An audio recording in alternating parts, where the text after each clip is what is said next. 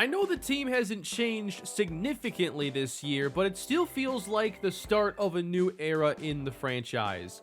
We know running backs can make a very big difference here in Madden, and we've moved on from Saquon Barkley. Tavares Towns has become the starting running back for this season, and we know the running game has meant a lot to this team's success. It was a risk moving on from him, but given our salary cap situation, I felt it was the right move for us to focus on a couple other areas on the team, but also perhaps have Tavares Towns become the running back that takes us into the future as he enters his contract season after a really nice third year in the league. Many think we should have kept Saquon Barkley, and we certainly could have made it work. We would have probably had to not re-sign Otis Springs, or a couple other things could have allowed us to make the cap space. I'm not sure we could have traded Ojulari to make room because of the dead cap situation, but regardless, here is the team entering our newest season after losing the Super Bowl last year. I do have, some concerns about the offense with no Saquon Barkley and no Kadarius Toney. We're not as deep on offense, and will we feel the effects of that immediately? How well do Tavares Towns and Jason Weaver replace those two? That's going to be a big question. We've seen a little bit of Jason Weaver, and it's been excellent, but it's still only been a small amount. Defensively, I absolutely wanted to prioritize bringing in Asante Samuel Jr. and having a strong group of corners, but we lost Adoree Jackson and we have lost Darnay Holmes, so we're not as deep at corner either. And what really made this team different to me was we had Saquon Barkley and a lot of really good passing game targets and a great quarterback. Defensively, it was this loaded secondary that was a big reason why we were only allowing like 1 or 2 touchdowns in a variety of our games. We don't have a lot of weaknesses. I just think that our strengths aren't as amplified now, and I want to see if that's still like the same winning formula or what the difference is going to be. I have changed around some numbers though. I have Asante Samuel wearing 23 instead of 26 that was worn by Saquon Barkley. I don't typically retire numbers in my series, but I do kind of make them go away for a little bit and then only bring them back at the right times. I've also edited the number for Warren Griffith. The rookie tight end is going to wear number 89, and I'm really excited about him.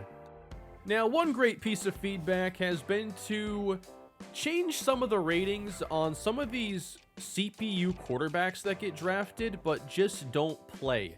Like, I felt, especially last year, we kept facing quarterbacks who just weren't all that great.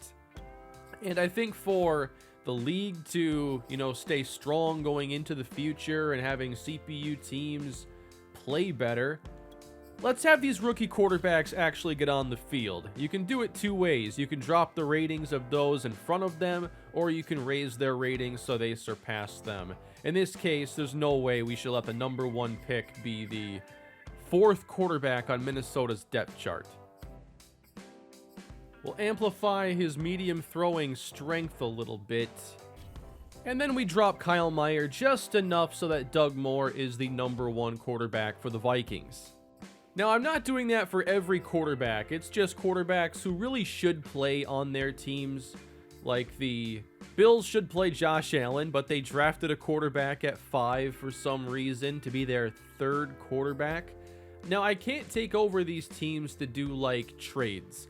I'm in a cloud franchise, so it's just not easy at all for me to take over other teams to make those moves. It's not like offline franchise where you can just retire that coach or owner like immediately after making those moves. Otherwise, I would. What are the Colts gonna do? We're gonna let them figure it out. I'm not boosting a 7th round pick to start, so they can have fun. The Rams as well. 367 overall quarterbacks. Going to be one heck of a battle there. Maybe Jeff Sharp is in on the action as well. But I think that's the only edit we're going to have to make here. But to take a look at some of the top players in the league right now, the best quarterbacks are Lamar Jackson, Kyler Murray and Patrick Mahomes, all over 30 years old now.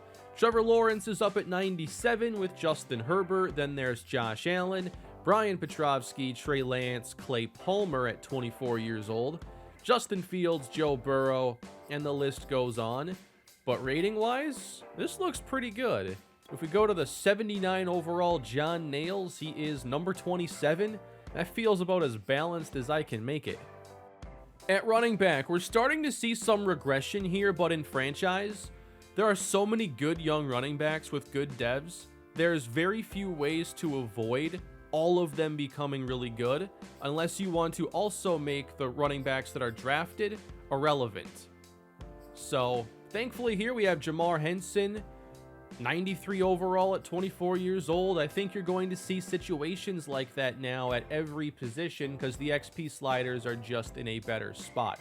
The same thing's kind of true at wide receiver. If you have a second-year guy with star or superstar development, I mean, with the boost that Madden ends up giving players after their rookie seasons, they're just kind of on the track to become a 90. But again, I don't think it's super unreasonable. Receiver is an extremely deep position in the NFL, and the NCAA just keeps producing even more and more great receivers. 5 tight ends over 90. Kyle Pitts is the best. Offensive line might be a little bit lower, but I think we'll still have a fair amount in the 90s. And out of the box, this is not a position group that has a lot of players typically reaching these super high overalls either. And we still have some players drafted who are about to replace some of these best players. Looking at some of these overalls, this is about the best I've ever gotten it. And yeah, there's no way you're going to avoid like 99 overall edge rushers if you want decent sliders. So overall, I'm really happy with where the league is at right now, and I'm excited to see where things go with the upcoming seasons. The XP sliders, by the way, are right here. If you were to say start a new franchise, you could plug these in, but just realize that like players who are rookies or like in their first or second year might end up a little bit higher rated than you like. You can always like gradually get to these numbers after like 3 or 4 seasons, but I like where the results are right now. We're getting some of that balance, some of those tough cap decisions, so things are in a solid place. Now I gotta make 14 cuts to get us ready for week 1. Alright, that wasn't too bad. No surprising cuts here. Just mostly players from last year's practice squad. What's cool too about having the ratings and everything where they are is you can go to free agency, and if you have an injury, there are a few players who like should be on rosters. They're mostly veterans and they wouldn't be long-term solutions anywhere, but if we have like an injury at corner, like Jamel Dean makes a lot of sense. Not going to sign him now because he's hurt, and I want to develop Darrell Gordon at slot, and he'll develop a lot better on the field, but Dean can still play. We're going to sign a player who was a cut somewhere. We'll find out, but Denario Lane is entering only his second year. He's a running back at 5'11", 232 pounds, and he's got really good speed and some strength in his game. He's definitely worth adding to the roster as we don't have the best running back depth. That move means we're going to be putting Stephon Becton on the practice squad. And that takes us right into week 1, taking on the Dallas Cowboys, a team that beat us twice last year, but we beat them in the postseason when it really mattered. They were very good last year, and we'll see if that was a one-year wonder or if they plan to stay on top of this division. I'm able to buy some of these upgrades for the coordinators. Getting the strength boost for the offensive line is really nice for this running game, and it might just be even more important with the loss of Saquon Barkley. And then catching for all the receivers and tight ends by 5 is also pretty huge. On defense, we're getting strength for our front 4 players. That's also very nice to have. I can't buy a lot. I've pretty much maxed everything out here. Overall, I am not a fan of how they implemented the coaching staff and staff points. I'm glad we have coordinators, But I just feel like NCAA's 14 system was like perfect. They all get their own independent XP, and that XP leads to upgrades, not just this pool of staff points. I know it gives you way more freedom, but more freedom does not equal better game design. The sense of progression is completely broken with the coaching, and it's there, you know, to appease us and to have coordinators, but it doesn't function the way it should. Let's take a quick look here at the draft class for this year just to get a plan together. Nationally, it's saying that the strengths of this class are at corner, receiver, and D tackle. All positions we have kind of thought about the last couple years. I didn't love the draft last year for those positions for us. I think we're still going to be looking at receiver because of Colston getting older. And I want to add some of that depth back. So Marcus Colston's probably staying as the national scout for this year. And then we already have a scout focusing on the West, where that's strong at wide receiver. In the first round, we could have up to 10 players, first round caliber. So the first 2 rounds should be really good once again. Receiver is a target. I'm also going to look at interior offensive line because there are a lot of options here, especially at left guard. And as the cap gets more difficult, it becomes a lot more challenging to actually pay like a bunch of offensive linemen. And sometimes the easiest thing is just to move on from a guard and replace him with a rookie. And I like where our tackles are at right now, so I think most of our money along the old line will be at tackle and center, and we'll kind of shuffle things more often at guard, especially because those are normal development players we have. The other thing too to think about is probably edge rusher, because we're spending a ton of money there. And maybe, you know, we solved that a bit drafting David Camp. And we won't sleep on cornerback either. We could always use an upgrade there. But here are the top players in this class. We have Jack Oakley, the #1 player, defensive end out of Clemson. There are 4 quarterbacks in the top 10. So, you know, we'll see if we start to see more of the young quarterbacks take over this league. This kind of draft could help out. So as we get ready to take on the Dallas Cowboys here, I think that, man, pass or run? Because I have, like, you know, questions about both, and I don't know what I want to emphasize here, but I will say Brian Petrovsky needs to play at a very high level without Saquon Barkley in the backfield, making everything significantly easier. And as far as stopping Dallas, the big problem has always just been getting picked apart. They're usually deep at receiver. Dak's a good quarterback, and we can usually handle Elliott, although not so much last year in the first couple meetings. But yet again, Giants and Cowboys going head to head. I heard you like looking at upgrades as well, so here is Asante Samuel Jr. We're going to be asking him to be our #1 corner now, although I'll probably play him as the #2 just to be on that side of the field. We're also putting a lot of trust now in Rashawn Graham. We have picked him over Kadarius Toney, and I'm hoping that he becomes the team's #1 receiver this season.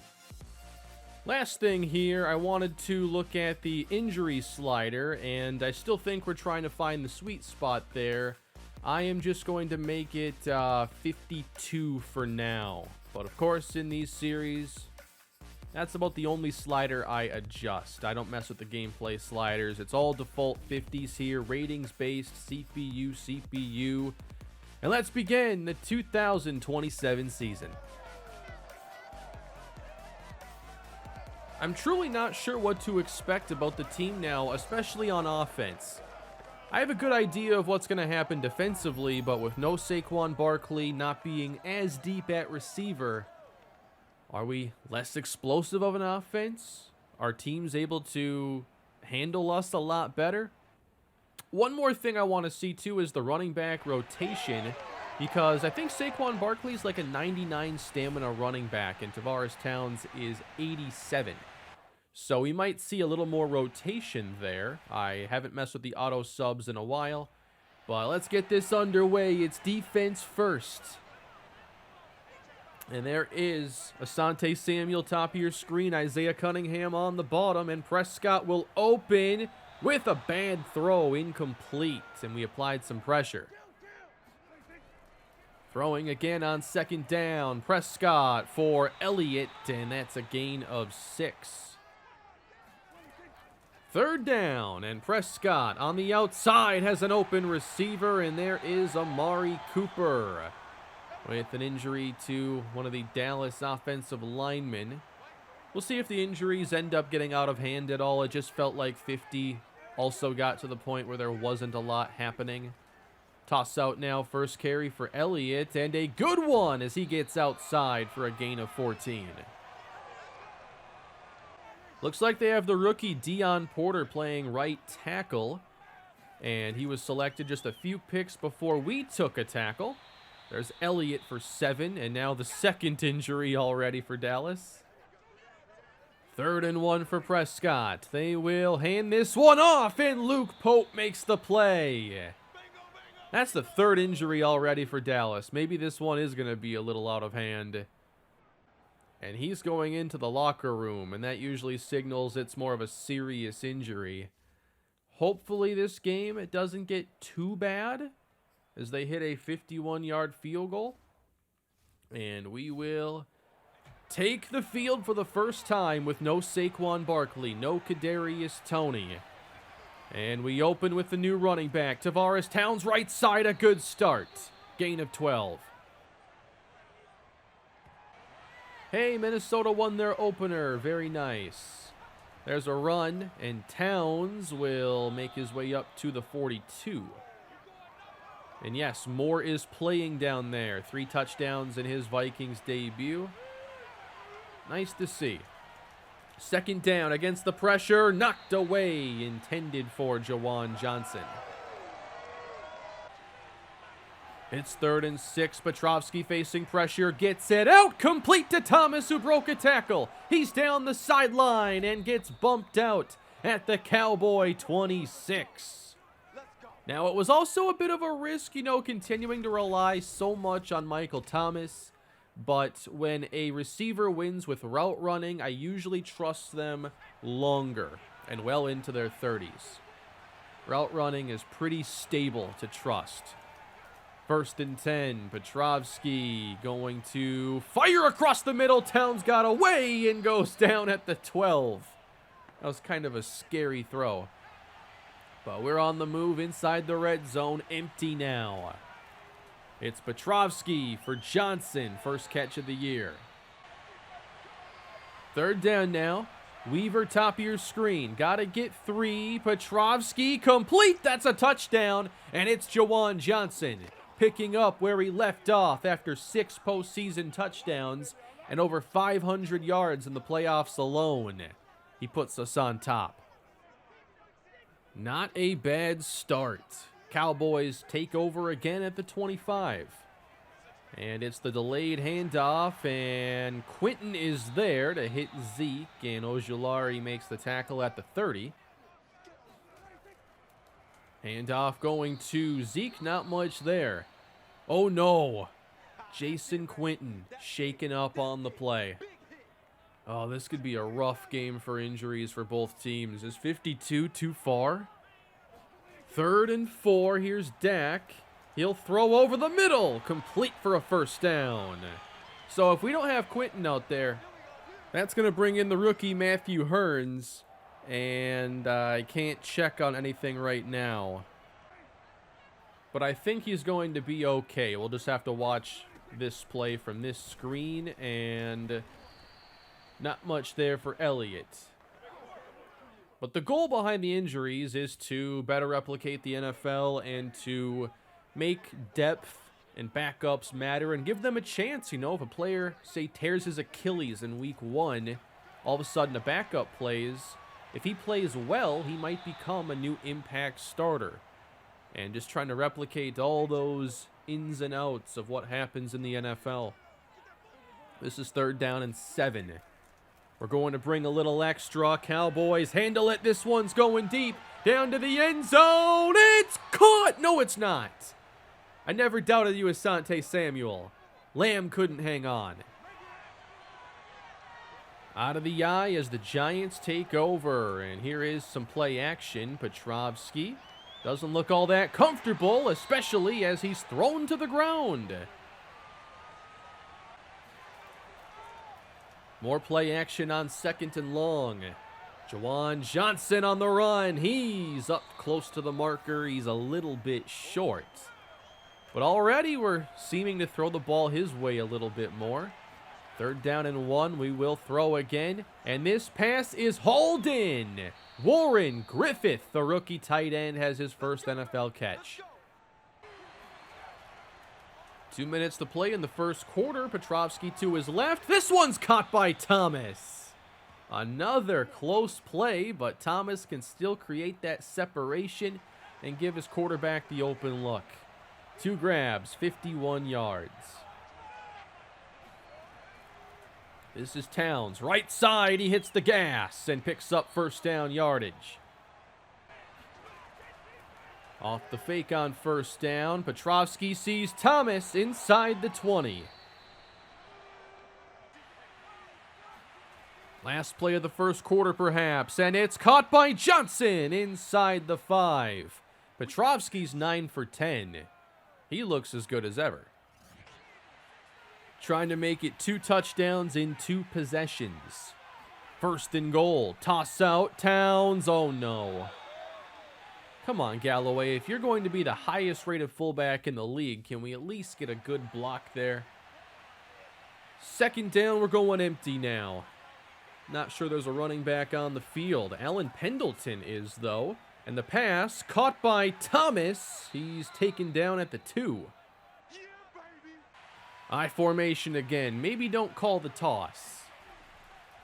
Handoff right up the middle, and driving in is Tavares Towns through Patterson. And we do score 2 touchdowns to open the season. Things are looking great for the offense right now. We're later in the second quarter, just got the ball after a punt with Dallas pinned deep.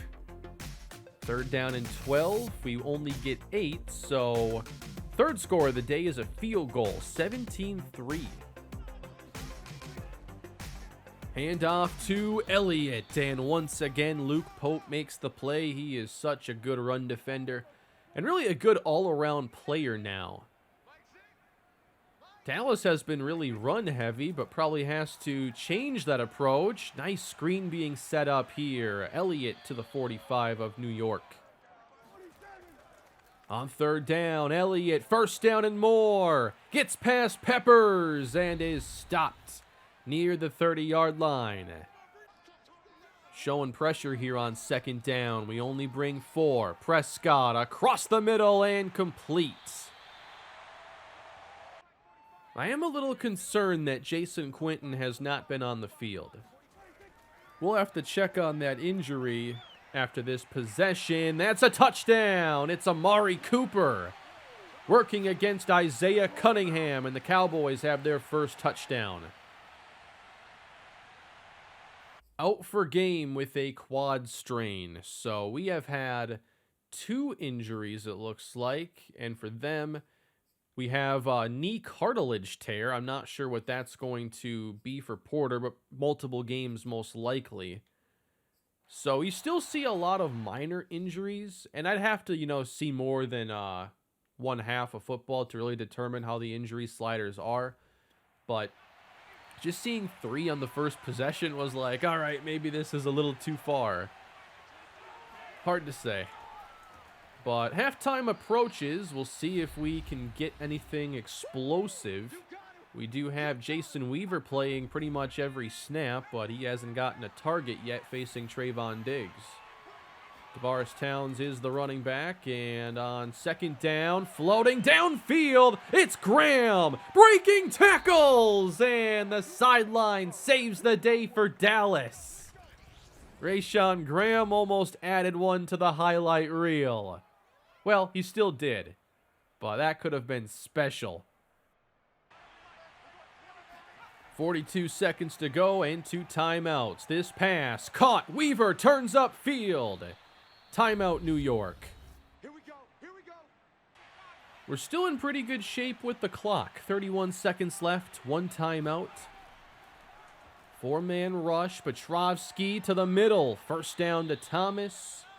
That's where you got to use the last timeout. Well, they did after wasting 8 seconds. Oh, what is this formation? Do you have a plan here? Deion Allen is on the field as a third tight end, and the pass caught by Towns. No! Dallas is going to walk out of here, only down 7. Rough clock management strikes again.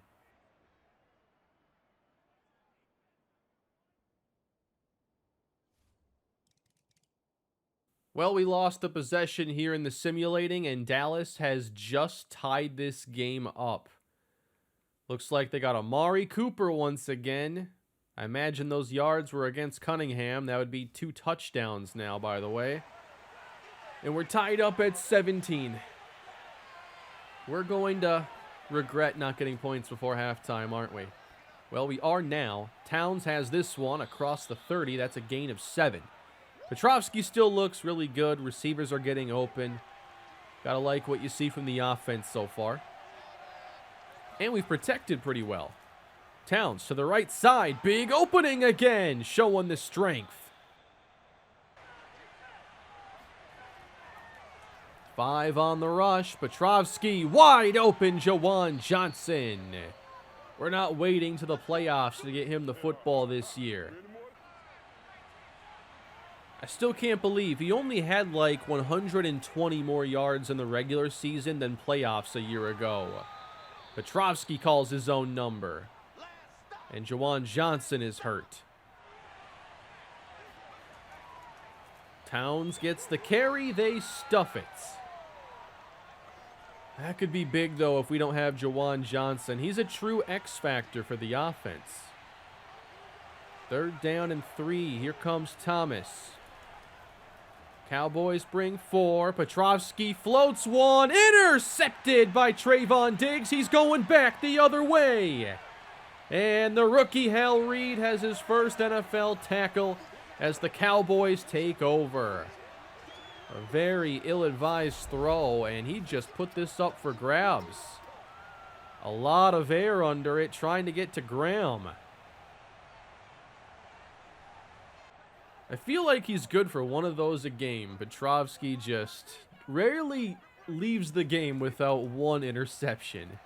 Here's pressure on Prescott, a lot of it. Ojulari is now hurt on the play. So both teams are feeling the effects of this injury slider now. That's going to bring in Emmanuel Ogbah most likely, and he's out there right now as Prescott pulls it down. Oh, he got drilled by Peppers. Elliott, 3rd and 2. He's brought down by Quandre Holt. We have some really good defensive linemen when it comes to just like 3rd and short coming up huge. You see that from Luke Pope. You get it from Holt and, of course, Dexter Lawrence. Oh, a cowardly punt decision here by Mike McCarthy. 4th and inches at the 49. I mean, it was almost a good punt. I knew I probably should have tried 51 injury, but I thought, 2 was safe at 52. Petrovsky pulls it down. He sees a lead blocker, Thomas, and he gets 10. Play action on 1st down. This one is delivered to Graham, and he's wide open this time into Dallas territory. 1st and 10. Petrovsky again for Rashawn Graham. I would love to see Petrovsky just target him over and over again. I think he's got a chance to be a really special receiver. This is Towns on 2nd and 1, running through a defender and getting 9 more. I can't believe the power he runs with compared to early in his career. It just doesn't even compare. He's a different player. Inside again, Towns gets 4. At what point do they bring in Eckler, though? Like, the auto subs are really tricky to get right. Not being subbed out here, it's 2nd and 6. Petrovsky over the middle. This is Graham again.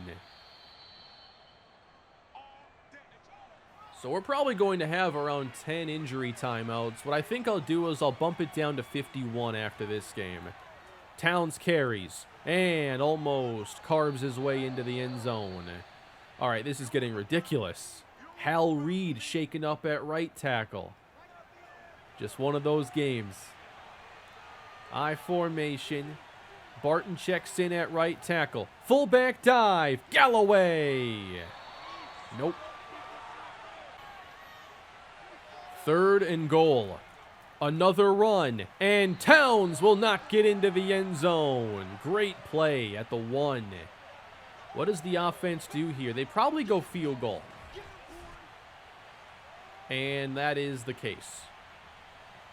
So just think about those points we missed before halftime. It's going to be very crucial here in the 4th quarter. But now we have the lead again. Prescott with the Cowboys down 3. He fires complete. It's CeeDee Lamb all by himself for a first down. Elliott gets the carry and works his way to the outside as Samuel couldn't bring him down. And he's up to the Giants' 44. On 2nd down, Prescott open again. Right in front of the rookie, Hearns. Shoulder fake from Dak. He slides outside, fires a dart downfield through the hands of his receiver. Cunningham, I'm not sure you did much there, but good job. That's an incompletion in your coverage. 2nd down, Prescott underneath. And Cooper gets close to the marker. We've been kind of sloppy today in our tackling. This is 3rd and 1 for Dallas. Elliott, unbelievable. 3rd and short, stopped again. That's at least the 3rd time today. Are they content with the tie? They are, actually. Mike McCarthy playing it safe here. Field goal up. We're tied. All tied at 20 between these two rivals. NFC East football at its finest. On 2nd down, flushed outside, Petrovsky will slide down after a short gain. Something weird's going to happen here late. This is NFC East football we have. Pass caught. First down, Warren Griffith. No Jawan Johnson. No Jason Quinton. No Aziz Ojulari. No Hal Reed. Play fake. And down goes Petrovsky. It's Holloman.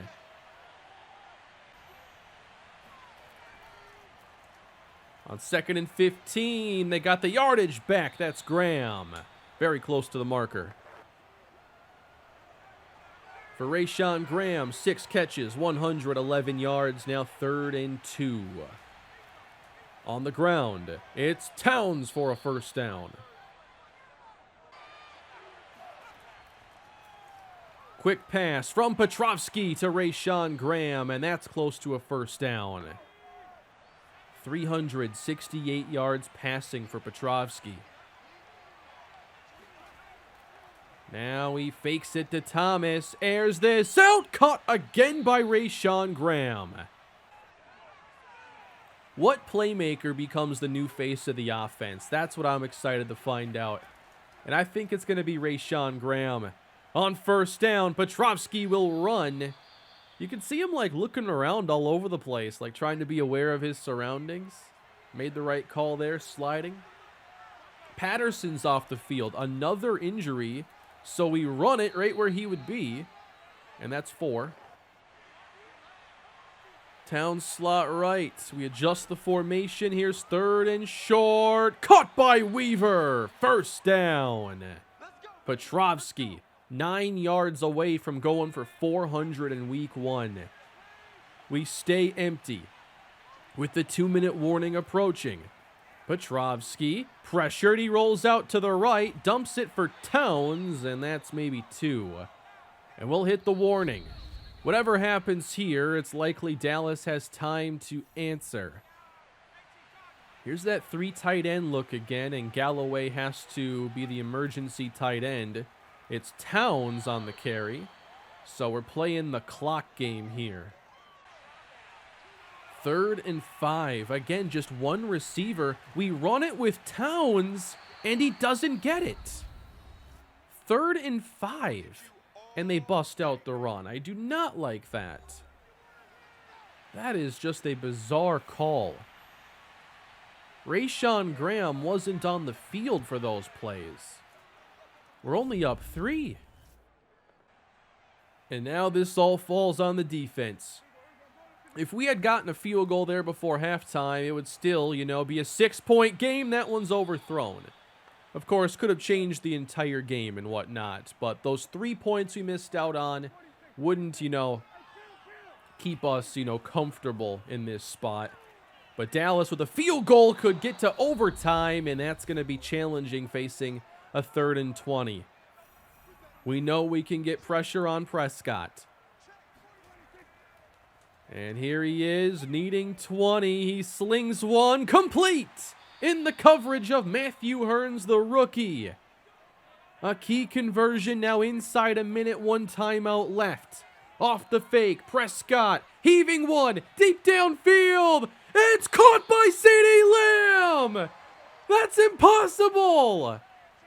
One-handed catch. Now at the 8. Prescott bails.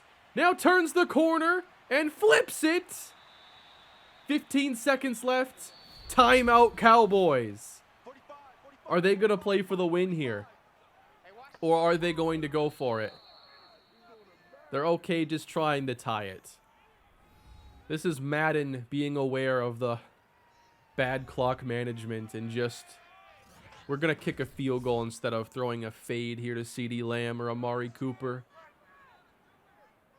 So it looks like probably going to have OT.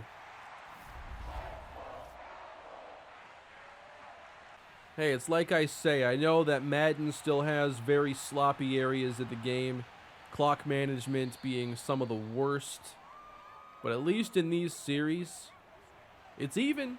It's going to happen to us, it's going to happen to them. We're going to overtime, unless this is a touchdown, and it's not. We're going to play 5 quarters here. We play, every game, every episode is against the Cowboys, and now you have to have bonus. I'm sure there's some of you that are just so tired of this rivalry. Cowboys are getting the ball first, by the way.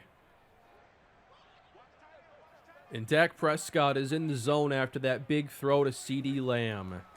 They hand it to Elliott, and that's Otis Springs. Injury again. The injury reports by the end of this are going to look ridiculous. On 2nd down, the pass is caught. Oh no, what happened there? He's across the 50. Sloppy tackling today. And that includes just taking a bad angle on a guy and giving him 20 extra yards. They run it with Elliott. Big opening and a 1st down.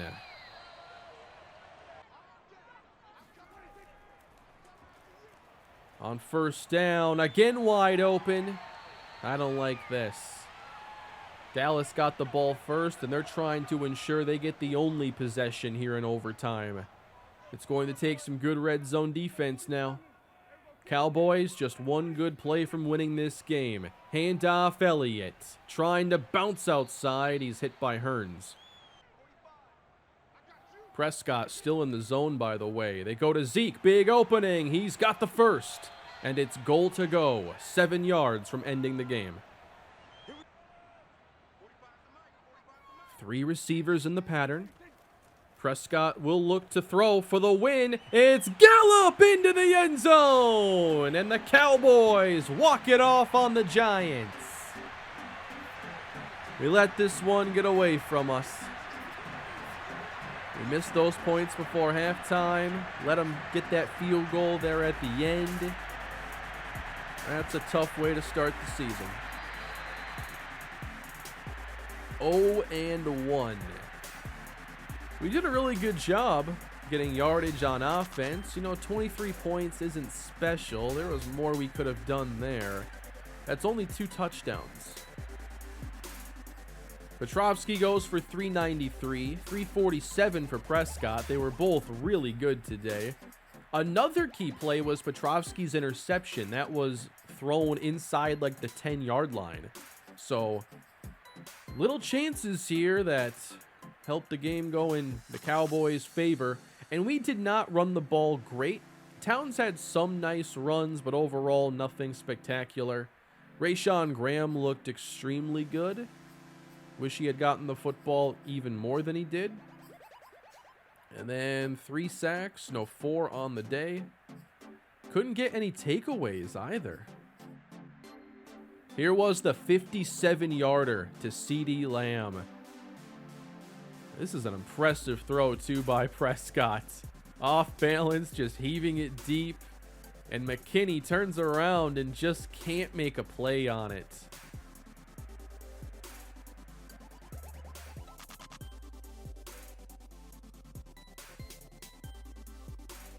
Great. We're lacking confidence after that big comeback win for Dak Prescott and the Cowboys. And now we gotta see, what's the status of all these injuries? Although it didn't pop up, any injuries in my things to do here. So that suggests they were all minor injuries. Yeah, nobody's on the injury report for us. For Dallas, they lost 3 players.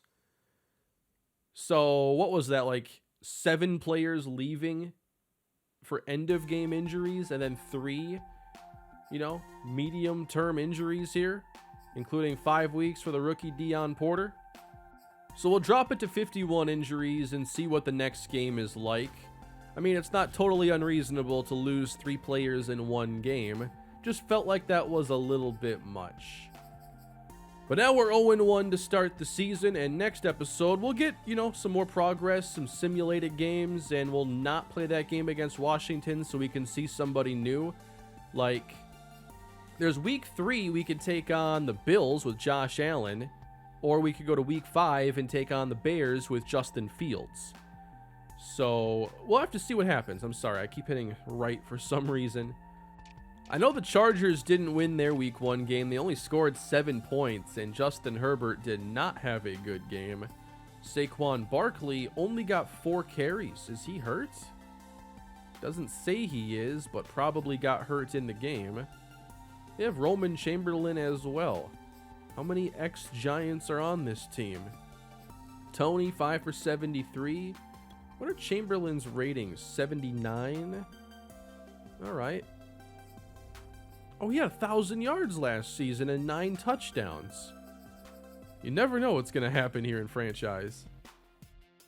Well, it's not the start to the season we wanted, but we'll continue on with the 2027 season next time.